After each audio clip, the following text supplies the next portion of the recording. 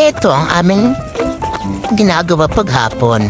Pagkatapos ko magtrabaho, nilalabas ko itong dalawang aking alaga, mga bede.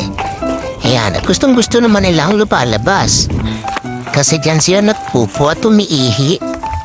Pero nung biglang ito'y amin nakita. Wow, Oh my God! nakakatakot. Isang ahas na nasa aming dadaanan.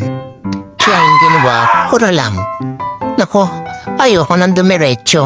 Ayan, may gold pa. Kaya bumalik na kami kaagad sa aming pinuntahan. Ayoko nang dumaan dun.